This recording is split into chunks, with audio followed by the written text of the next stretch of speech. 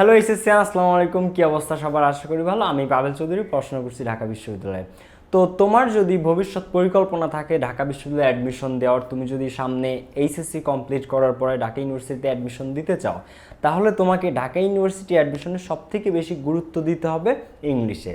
সবগুলা বিষয় গুরুত্বপূর্ণ, সবগুলা বিষয়ের কোয়েশ্চেন প্যাটার্ন, কত মার্কস থাকে, কোন কোন বিষয় থাকবে ইম্পর্ট্যান্ট। তবে সবথেকে বেশি গুরুত্বপূর্ণ কোনটা? ইংরেজি। তো ঢাকা ইউনিভার্সিটিতে যদি তোমার অ্যাডমিশন দিতে পরিকল্পনা থাকে এবং তুমি যদি ঢাকা বিশ্ববিদ্যালয়ে পড়তে চাও, তাহলে তোমাকে একদম টোটাল পানির মতো ক্লিয়ার থাকতে হবে ঢাকা বিশ্ববিদ্যালয়ে ইংলিশ সম্পর্কে, যে ইংলিশের এমসিকিউতে কত মার্ক থাকে, রিটেনে কত মার্ক থাকে। শুধু ঢাকা বিশ্ববিদ্যালয় না, বাংলাদেশের যে কোনো বিশ্ববিদ্যালয় তুমি যদি পড়তে চাও, তোমাকে একদম বুঝতে হবে যে কতগুলো এমসিকিউ থাকে, সেগুলা কোশ্চেন প্যাটার্নটা কেমন হয়, তুমি ভুলটা কোথায় করবা, কি কোয়েশ্চেনের মধ্যে কোন অংশগুলো দিয়ে স্যাররা তোমাকে কনফিউজড করে। সো এই টোটাল জিনিসগুলো অর্থাৎ ওভারঅল কোয়েশ্চেন প্যাটার্ন সম্পর্কে তোমার ক্লিয়ার ধারণা থাকতে হবে। তুমি যত বেশি কোয়েশ্চেন প্যাটার্ন সম্পর্কে ক্লিয়ার থাকতে পারবা, প্রশ্নের ধরন সম্পর্কে ক্লিয়ার থাকতে পারবা, তুমি অ্যাডমিশনে তত বেশি ভালো করবা।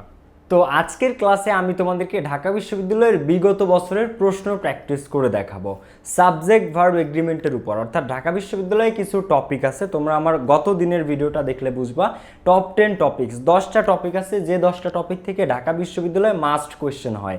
এরকম 10টা টপিকেরই একটা টপিক সাবজেক্ট ভার্ব এগ্রিমেন্ট। তো আজকে আমরা সেই সাবজেক্ট ভার্ব এগ্রিমেন্টের উপর বিগত বছরগুলোতে ঢাকা বিশ্ববিদ্যালয়ে কোন কোয়েশ্চেনগুলো হয়েছে, সেগুলার অ্যান্সার করার বেস্ট ওয়ে ছিল কোনটা, ভুলটা করার সম্ভাবনা ছিল কি দেখে, এবং সেগুলোর এক্সপ্লানেশন, ব্যাখ্যা, বিশ্লেষণ আমরা আজকের ভিডিওতে করব। সাবজেক্ট ভার্ব এগ্রিমেন্টের বিগত বছরের বোর্ড কোয়েশ্চেন প্র্যাকটিস ঢাকা ইউনিভার্সিটির। এটা তোমার চোখ খুলে দিবে। তোমার টু বি অনেস্ট এভাবে তুমি কোয়েশ্চেন সলভ করা মানে খুব কমই পাবা এই ভিডিওটা যেভাবে দেখাবো। সো তুমি ডেফিনেটলি ভিডিওটা শেষ পর্যন্ত দেখবা এবং 100% তোমার উপকার হবেই হবে। মানে তুমি কোয়েশ্চেন আগে যেভাবে সলভ করতা, এখন অন্যভাবে সলভ করা শিখবা, এবং সহজ পদ্ধতি কোনটা, শর্টকাট ওয়ে কোনটা, বেস্ট ওয়ে কোনটা, সেটা তুমি শিখতে পারবে এই ভিডিওতে। সো ভিডিওটা তুমি অবশ্যই শেষ পর্যন্ত দেখবা। আরেকটা গুড নিউজ হচ্ছে যে এই যে সাবজেক্ট ভার্ব এগ্রিমেন্ট, এরকম আরও 17টা টপিক আছে, যে টপিকগুলো ঢাকা বিশ্ববিদ্যালয়ে ভর্তি পরীক্ষার জন্য মাস্ট রিড, তোমাকে পড়তেই হবে, তোমাকে জানতে হবে, মাস্ট লার্ন সেগুলা। তো এই টপিকগুলা এবং memorising part, vocabulary, group verb, appropriate preposition, translation, phrases and idioms, তারপরে স্পেলিং অর্থাৎ কারেক্ট স্পেলিং, শুদ্ধ বানান, এই টপিকগুলো থেকে ঢাকা বিশ্ববিদ্যালয়ে মাস্ট কোয়েশ্চেন হয়। শুধু ঢাকা বিশ্ববিদ্যালয় না, যে কোনো বিশ্ববিদ্যালয়ে। তো এই টপিকগুলো নিয়ে 10 আগস্ট থেকে শুরু হচ্ছে অ্যাডমিশন ইংলিশ কোর্স। 10 আগস্ট থেকে আর অল্প কিছুদিন বাকি। তোমরা যারা এখনও ভর্তি হও না, দ্রুত ভর্তি হয়ে যাও। কোর্স ফি সকলের যাতে ভর্তি হতে পারে সবার সুবিধার জন্য 450 টাকা অনলি, 450 টাকা অনলি কোর্স ফি। একদম অ্যাডমিশন ইংলিশের A to Z, MCQ এর একদম ফুল A to Z পর্যন্ত। তোমার যে কোনো ইউনিভার্সিটি অ্যাডমিশনের জন্য ইংলিশের প্রিপারেশন কমপ্লিট হবে এই কোর্সে। সো তুমি যদি এইচএসসি 20 ব্যাচ হও, 21 ব্যাচ হও, 22 ব্যাচ হও, যে ব্যাচেরই হও না কেন, তুমি যদি এখন কোর্সটা করে রাখো, তাহলে তুমি এখন থেকেই পরিষ্কার ধারণা তোমার হয়ে যাচ্ছে যে ঢাকা ইউনিভার্সিটি অ্যাডমিশনে কোন টপিকগুলো আসে, কোশ্চেন প্যাটার্ন কেমন হয়, কীভাবে অ্যান্সারগুলো করতে হয়। তখন যে অ্যাডমিশনের সময় যে তোমার মাথায় আকাশ ভেঙে পড়বে না যে ও মাই গড এখন আমি বাংলার প্রিপারেশন নেবো, ইংলিশ নিব না সাধারণ জ্ঞান নিব, এই ঝামেলাটা তোমার হবে না। সো তুমি এখন থেকে যদি এই কোর্সটাতে ভর্তি হও, মানে যদি তুমি এখন থেকে জেনে রাখো, কোর্সে ভর্তি হওয়াটা ফ্যাক্টর না, তোমার ইচ্ছা, কিন্তু তুমি যদি এখন থেকে জেনে রাখো, তাহলে ওই সময় যে হতাশটা তুমি হবে না, তুমি কনফিডেন্ট থাকতে পারবা, বিকজ তুমি জানো সব কিছু যে কীভাবে কোয়েশ্চেন প্যাটার্নটা হয়, কোন ধরনের কোয়েশ্চেন আসে, ইম্পর্টেন্ট টপিকস কোনগুলো, এরকম। সো 450 টাকা কোর্স পেলে যারা এখনও ভর্তি হয়নি দ্রুত ভর্তি হয়ে যাও। আর অ্যাডমিশন ইংলিশের ইংরেজির প্রস্তুতি সম্পূর্ণ করতে তোমরা আমার অ্যাডমিশনের বইটা নিতে পারো, পাভেলস অ্যাডমিশন বুক। একদম মানে সেলফ এক্সপ্লানেটেড একটা book and best for admission test. অনেক বই আছে অ্যাডমিশনের এরকম মোটা মোটা, লাইক মানে একটা স্টুডেন্ট যা প্রয়োজন তাও দেয়া থাকে, যা অপ্রয়োজনীয় তাও দেয়া থাকে, বাট আমার বইটাতে সেটা না, শুধু প্রয়োজনীয় জিনিসগুলো, প্রয়োজনীয় গ্রামারগুলো তুমি পাবা, ঠিক আছে। আর এটা তোমার প্রিপারেশনের জন্য একদম ফাউন্ডেশন বলতে পারো এই বইটা, ব্লু প্রিন্ট। অ্যাডমিশনে কী কী কাজে লাগে, যা যা লাগে শুধুমাত্র সেই জিনিসগুলোই তুমি পাবা আমার এই বইটাতে। আর ব্যারন স্টোফেলের বাংলা অনুবাদ, ভোকাবুলারি থেকে শুরু করে everything, grammar part, memorising part, ব্যারন স্টোফেল সাথে 500, যা তুমি অন্য কোনো বইতে পাবা না। তো তুমি অর্ডার করে না থাকলে আজকে অর্ডার করে ফেলতে পারো, 350 টাকা অনলি প্রাইস। তো ঠিক আছে, আর কোনো কথা না, এখন চলো আমরা আমাদের আজকের বিগত বছরের অর্থাৎ প্রিভিয়াস ইয়ার্স কোয়েশ্চেনগুলো প্র্যাকটিসে চলে যাই। তো দেখো সাবজেক্ট ভার্ব এগ্রিমেন্টের উপর আজকে আমাদের কোয়েশ্চেনগুলো। এখন সাবজেক্ট ভার্ব এগ্রিমেন্ট খুবই ইম্পর্টেন্ট ঢাকা বিশ্ববিদ্যালয় সহ যে কোনো বিশ্ববিদ্যালয়ে অ্যাডমিশনের ক্ষেত্রে। এখন শুধু সাবজেক্ট ভার্ব এগ্রিমেন্ট টপিকের নাম জানলেই তো হবে না, বা শুধু গ্রামাটিক্যাল রুল কয়টা পড়লেই হবে না, তোমাকে জানতে হবে এবং বুঝতে হবে যে কোয়েশ্চেনটা কিভাবে আসে সাবজেক্ট ভার্ব এগ্রিমেন্ট থেকে, কোয়েশ্চেনটা কোন প্যাটার্নে আসে, কনফিউশনটা হয় কোন জায়গাতে, কেন ম্যাক্সিমাম স্টুডেন্ট ভুল করে, এই জিনিসটা বুঝতে হবে। তো আজকের এই ভিডিওটাতে, এই ক্লাসটাতে তুমি কোশ্চেনের মায়ের প্যাচটা বুঝতে পারবা, কোথায় মায়ের প্যাচটা থাকে, কেন ভুলটা করে স্টুডেন্টরা। সো দেখো, dash to Barishal by bus yesterday. আচ্ছা, ইয়েস্টারডে মানে কি? গতকাল। এটা হচ্ছে 2019-20 সেশনের ডি ইউনিটের কোশ্চেন ঢাকা ইউনিভার্সিটির। So dash to Barishal by bus yesterday, yesterday মানে গতকাল, তাই মানে এই সেন্টেন্সটা আছে পাস্ট ইনডিফিনিটে। কি দেখে বুঝলাম? ইয়েস্টারডে দেখে। পাস্ট ইনডিফিনিটে যদি থাকে তো এখানে সঠিক উত্তর কোনটা? Did Jasim went. ডিড নিজে একটা ভি2, গো এর ভি2 ওয়েন্ট। একটা সেন্টেন্সে দুইটা ভি2 হয় না। আবার হ্যাড জসিম গো, হ্যাড এর পরে ভি3 হয়। হ্যাড দিলে গন হবে, তাইলে আমরা ভাবতে পারতাম, কিন্তু এটাও হচ্ছে না উত্তর, এইটাও হচ্ছে না। সিধা গেছে অজ জসিম গো, না, অজ জসিম গোয়িং হয়। ঠিক আছে, অজ জসিম গোয়িং হয় অথবা গন হয়, কিন্তু এইখানে অজ জসিম গো হয় না। সো এ বি সি তিনটাই ভুল। তো ডি দা কি আছে? Did Jasim go. এই তো, did Jasim go to Barishal by bus yesterday. So সঠিক উত্তর কোনটা? ডি। এই এ দা কেন ভুল? কারণ দুইটা ভি2 ছিল। যেখানে ডিড একটা ভি2, ডিড যদি বসে তাহলে গো এর আর ভি2 বসবে না, গো এর বেস ফর্মটা বসে যাবে গোই। So did Jasim go to Barishal by bus yesterday. Jasim কি বাসে করে বরিশাল গিয়েছিল গতকাল। সো কারেক্ট অ্যান্সার এখানে কোনটা পেলাম আমরা? ডি। 2 নাম্বারটা দেখি। I am looking forward to dash you. এ দাগে আছে সিং, বি দাগে আছে সি দাগে আছে স, আর ডি দাগে আছে সিজ। এবার আমরা জানি with a view to, look forward to, get use to, be use to, addicted to, devoted to, dedicated to, এদের পরে কি বসে? এদের পরে বসে ভার্বের সাথে আইএনজি। তার মানে এখানে একটাতেই আইএনজি আছে, কোনটা? এ। সো এখানে একদম সহজ, সঠিক উত্তর কোনটা? এ। সো এই যে রুলস গুলা, এই যে এ দাগে বি দাগে, এই প্রত্যেকটা রুলস তোমাদেরকে ডিটেলসে শেখানো হবে 10 আগস্টের কোর্সে, একদম প্রত্যেকটা রুলস ইন ডিটেলস। তো এরপরটা দেখো, নেইদার দ্য টিচার নর দ্য স্টুডেন্টস, অর্থাৎ শিক্ষকও না এবং ছাত্ররাও না, dash two use this book again, কেউই এই বইটা আর ব্যবহার করতে চায় না। এখন এইখানে একটা স্ট্রাকচার আছে, কি? নেইদার ডট ডট নর, নেইদার ডট ডট নর। তো নেইদার ডট ডট নরের একটা রুল আছে, either dot dot or, neither dot dot nor, not only dot dot but also, not dot dot but। এই either এর সাথে যে or বসে, neither এর সাথে nor বসে, not only এর সাথে but also বসে, not এর সাথে but বসে, এদের পরবর্তী সাবজেক্ট অনুযায়ী ভার্ব হয়। পরবর্তী অর্থাৎ এই নরের আগে কে আছে এইটার কোনো ভ্যালু নাই, দা টিচার, টিচারের কোনো ভ্যালু নাই। এই নরের পরে কে আছে তার ভ্যালু, অর্থাৎ দা স্টুডেন্টস, সেই স্টুডেন্টস অনুযায়ী ভার্ব বসবে। এখানে যদি থাকতো either dot dot or, তাইলে এই অরের আগে কি থাকলো সেটা দেখার বিষয় না, দেখার বিষয় অরের পরে কি আছে। So either dot dot or, neither dot dot nor। So নরের পরে কি আছে? The students. The students plural. Plural, plural যদি হয় কোন সেন্টেন্সের ভার্ব, মানে সরি কোন সেন্টেন্সের সাবজেক্ট, অর্থাৎ দা স্টুডেন্টস, এটা হচ্ছে প্লুরাল। সাবজেক্ট যদি প্লুরাল হয় তাহলে ভার্বের সাথে এস বাই এস হয় না, ভার্বের বেস ফর্ম বসে। কিন্তু এখানে আছে ওয়ান্টস, ওয়ান্টস আছে, ভার্বের সাথে এস বাই এস আছে, সো এটা হবে না। এটা হইতো যদি subject third person singular number হইতো, তাইলে ভার্বের সাথে এস বাই এস হইতো। সো এ দাগ অ্যান্সার ভুল। সি দাগে ওয়ান্টিং, ওয়ান্টিং বলতে কোনো ওয়ার্ড নাই, ওয়ান্টের সাথে আইএনজি হয় না। ডি দাগে আছে ইজ ওয়ান্টিং, এটাও সঠিক উত্তর না। সো সঠিক উত্তর এইটা আর যদি থাকতো তাইলে ভেবে দেখা যাইতো, কারণ স্টুডেন্টসটা প্লুরাল, প্লুরালের ক্ষেত্রে আর হইতে পারতো, কিন্তু আর নাই, আছে ইজ। সো একটাই সঠিক উত্তর, সেটা কোনটা? বি। কোনটা? B. So the students want to use this book again. So সঠিক উত্তর আমরা কি পাইলাম? বি। কি পাইলাম? বি। তো এই যে নেইদার ডট ডট সহ প্রত্যেকটা রুলস, প্রত্যেকটা টপিক, শুধু সাবজেক্ট বা এগ্রিমেন্টটা, প্রত্যেকটা টপিকের প্রত্যেকটা রুলস তোমরা একদম ডিটেইলসে শিখতে পারবা, প্রিভিয়াস ইয়ার্স কোশ্চেন প্র্যাকটিস সহ শিখতে পারবা 10 আগস্টের কোর্সে। সো তোমরা যারা এখনো ভর্তি হন দ্রুত ভর্তি হতে পারো, 450 টাকা কোর্স ফি অনলি। তো এরপরে দেখো, the skill of safe driving dash necessary to avoid কলিশনস which dash many thousands of people annually. The skill of safe driving অর্থাৎ নিরাপদে গাড়ি চালানোর যে দক্ষতাটা, স্কিলটা, ড্যাশ নেসেসারি সেটা প্রয়োজনীয়, টু অ্যাভয়েড কলিশন সংঘর্ষ এড়ানোর জন্য, which dash many thousands of people annually যেটা বাৎসরিকভাবে হাজার হাজার মানুষকে, মানে বছরে হাজার হাজার মানুষকে কি করে? হার্ট করে, মানে আঘাত করে, ইনজুর করে।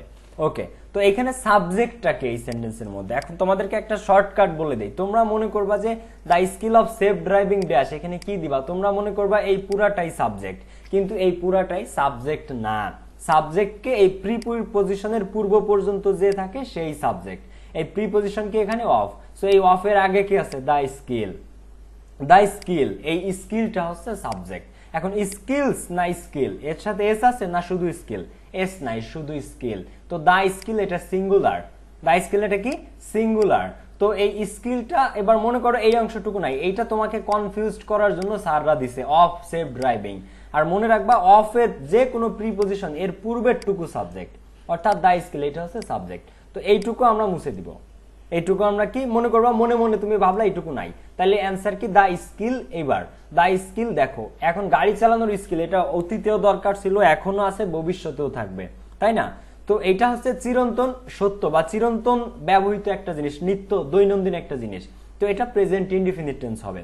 সো অস তো হবে না, অস তো অতীতকালের, অজ হবে না, উইল বি হবে না, কারণ উইল বি ভবিষ্যৎকালে চলে যায়। উড বি ইজ হার্ড, এটাও হবে না, কারণ উড বি যায় না এখানে। তো এখানে সঠিক উত্তর কোনটা হয়, the skill is, the skill is necessary to avoid কলিশনস, which যেটা।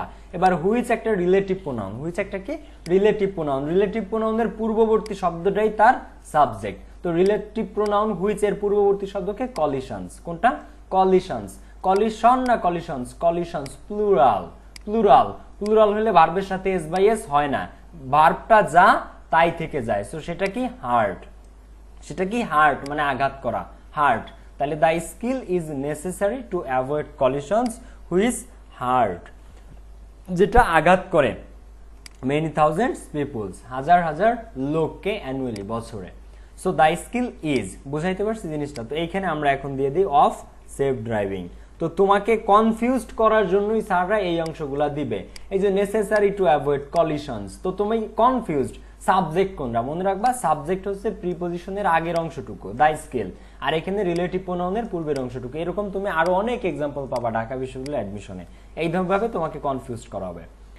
এবার দেখো এ ডে অন মার্স, মঙ্গল গ্রহে একটা দিন, slightly dash than a day on Earth, এটা হচ্ছে 16-17 সেশনের বি ইউনিটের কোশ্চেন।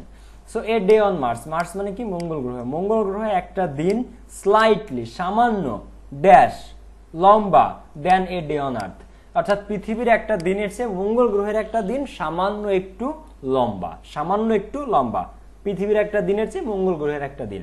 তো এই সেন্টেন্সটাতে সাবজেক্টকে, এই সেন্টেন্সটাতে সাবজেক্টকে, তো অন একটা কি প্রিপজিশন, প্রিপজিশনের আগে কি আছে এ ডে, এ ডে মানে একদিন, একদিন, একদিন, প্লুরাল নাকি সিঙ্গুলার, অবশ্যই সিঙ্গুলার, যেহেতু সিঙ্গুলার সেহেতু আর তো হবে না, সিঙ্গুলারের পরে কি হবে ইজ, সো প্রথমেই এটা কাটা, এ ভুল। এরপরে কি ক্যান বি অ্যাজ লঙ্গার, এখানে a day on Mars can be slightly as longer than a day, এই অ্যাজ আর দেন এক সেন্টেন্সে বসে না, অ্যাজ আর দেন একই সেন্টেন্সে অ্যাজ এবং দেন বসে না, এটা গ্রামাটিক্যাল ইনকারেক্ট, সো বৃদাগু ভুল। এরপর কি অজ লং, এখন মানে মঙ্গল গ্রহের দিন আগে লম্বা ছিল, এখনো লম্বা আছে, ভবিষ্যতেও থাকবে। এটা এমন না যে শুধু অতীতকালে পৃথিবীর দিন আছে মঙ্গল গ্রহের দিন লম্বা ছিল, এমন না। আবার এটা হচ্ছে কম্পারেটিভ ডিগ্রি, তুলনা করা হচ্ছে পৃথিবীর সাথে মঙ্গল গ্রহের। তো যখন তুলনা করা হয় তখন এখানে কম্পারেটিভ ফর্ম বসবে লঙ্গার, কিন্তু এখানে আছে লং, সো সিদাকটাও ভুল। সঠিক উত্তর কোনটা, ডি। কেন ডি, এ ডে মানে সিঙ্গুলার, এরপরে বসবে কি ইজ, তাহলে এ ডে। তোমরা মনে করবা মার্স, মার্স মানে মার্স, মারের সাথে এস আছে, মার্স প্লুরাল, প্লুরাল বলে আমি এখানে আর দিব এরকম তোমরা ভাববা, কিন্তু অ্যাকচুয়ালি মার্স সাবজেক্ট না, সাবজেক্টকে এ ডে। তো সাবজেক্ট যদি সিঙ্গুলার হয় তাহলে এখানে কি বসবে ইজ, তাহলে a day on Mars is slightly. এবার লং, লঙ্গার, লংগেস্ট, কিন্তু আমাদের দুইটা জিনিসের সাথে তুলনা করা হচ্ছে, পৃথিবীর সাথে মঙ্গল গ্রহের, মঙ্গল গ্রহের সাথে পৃথিবীর দিনের। তো এখানে কম্পারেটিভ ফর্ম কোনটা, লঙ্গার, তাহলে is slightly longer than a day on Earth. এটা হচ্ছে আমাদের 5 এর অ্যান্সার। তাহলে আমরা কি পেলাম, ডি। আমি কি বুঝাইতে পারছি জিনিসটা? Okay, so a day on Mars is slightly longer than a day on Earth. তো তুমি প্রিপজিশনের আগ পর্যন্ত, অর্থাৎ এই এ ডেটা সাবজেক্ট পাওয়ার পরে মনে করবা এই অংশটুকু নাই, তাইলে তোমার কনফিউশন চলে গেল। এবার a day is slightly longer, a day একদিন, একদিন যখন সাবজেক্ট তখন তুমি অবশ্যই ইজি খুঁজবা, আর কখনো এই ধরনের ভুল করবা না, আর দিবা না। সো স্যাররা তোমাকে কনফিউজড করার জন্যই প্রিপজিশন সহ এই অংশগুলো আনবে, কিন্তু তুমি কনফিউজড হবা না, বিকজ ইউ নো দিস। ওকে, 6 নম্বরটা দেখো, চুজ দ্য কারেক্ট অপশন। এখানে এ ইউনিট 15-16 সেশনের কোয়েশ্চেন, এটা অর্থাৎ 15-16 সেশনের এ ইউনিটের। তো এখানে আছে one of the boys are meeting me today. Boys এখানে অ্যাপোস্ট্রফি এস হবে না, এটা ফার্স্টেই ভুল। এরপরে one of the boy is meeting me today, one of এর পরে প্লুরাল হয়, অন অফ এর পরে নাউন বা প্রোনাউন প্লুরাল হয়, এখানে বয়েজ হবে কিন্তু আছে বয়, তাই এটাও ভুল, এটা উত্তর না। One of the boys are meeting me today. আচ্ছা, এই সেন্টেন্সটাতে সাবজেক্ট কে বলতো? এই যে চারটা সেন্টেন্স আছে এখানে সাবজেক্ট কে? এখানে অফ এর আগে কে আছে বলতো? অফ দ্য বয়েজ, এখানে অফ এর আগে কে আছে? সেই সাবজেক্ট ওয়ান। সো সাবজেক্ট কে ওয়ান, সাবজেক্ট কে ওয়ান।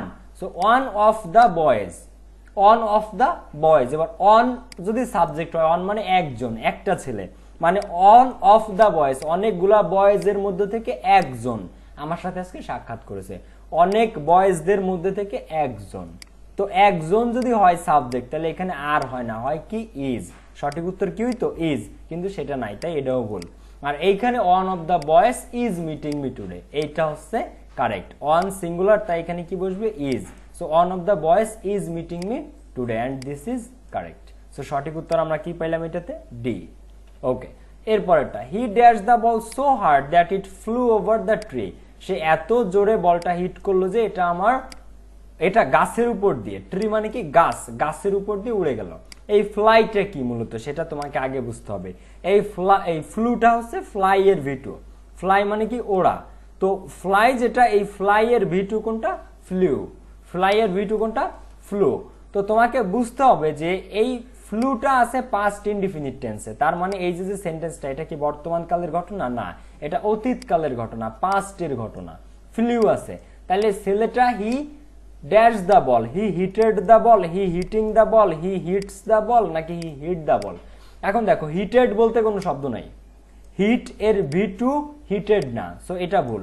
2 নম্বরে হি হিটিং দ্য বল, এটা হবে না, এখানে গ্রামাটিক্যালি বসে না এটা হিটিং, কারণ এখানে হি ওয়াজ হিটিং হইতো, কিন্তু ওয়াজ হিটিং তো না, আছে শুধু হিটিং। আর এখানে আছে হিটস, এই হিটস হবে না কারণ এটা পাস্ট ইনডিফিনিট টেন্সে। পাস্ট ইনডিফিনিট টেন্সে ভার্বের সাথে এস বাই এস হয় না, পাস্ট ইনডিফিনিট টেন্সে হয় ভার্বের ভি2। সো এখানে আমাদের নিতে হবে একটা ভি2। এখন এই হিট এর ভি1 ভি2 ভি3 তিনটাই হিট, হিট হিট হিট, অর্থাৎ ভি1 পাস্ট মানে প্রেজেন্ট ফর্মও হিট, পাস্ট ফর্মও এইচআইটি হিট, আর পাস্ট পার্টিসিপল ফর্ম মানে ভি3ও হিট। তো তোমাকে এটা একটা টুইস্ট বেসিক্যালি। সো সঠিক উত্তর কোনটা এখানে? Hit. He hit the ball so hard that it flew over the tree. সে বলটা এত জোরে হিট করেছিল যে এটা গাছের উপর দিয়ে উড়ে গেছিল। সো হি হিট, এটা পাস্ট ফর্ম। হিট এটা কি? পাস্ট ফর্ম, এর প্রেজেন্ট, পাস্ট, পাস্ট পার্টিসিপল তিনটেই কি হিট, হিটেড না। ঠিক আছে, ওকে। আর এটা আমরা যে পাস্টে ছিল, এটা আমরা কি দেখে বুঝলাম? এই ফ্লু দেখে, এই ভার্বটা দেখে। সো এই চিহ্ন থাকবে, ক্লু থাকবে, তোমাকে বুঝে নিতে হবে। এরপরে দেখো 8 দাগটা একটু আমরা দেখি, তার আগে আমরা একটু নিচে নামাই যাতে আমাদের বুঝতে সুবিধা হয়। Okay, so dash pair of socks dash too small for me. Dash pair of socks, আচ্ছা তাহলে দিস পেয়ার অফ সক্স নাকি দিস নাকি দিস নাকি দিস? আচ্ছা, তো এখানে আমি একটু বলে দিই তোমাদেরকে, দিস হচ্ছে সিঙ্গুলার আর দিস হচ্ছে প্লুরাল, দ্যাট হচ্ছে সিঙ্গুলার আর দোজ হচ্ছে plural. This, this, that, those. এখন দেখো এখানে আছে পেয়ার, পেয়ার মানে কি জোড়া।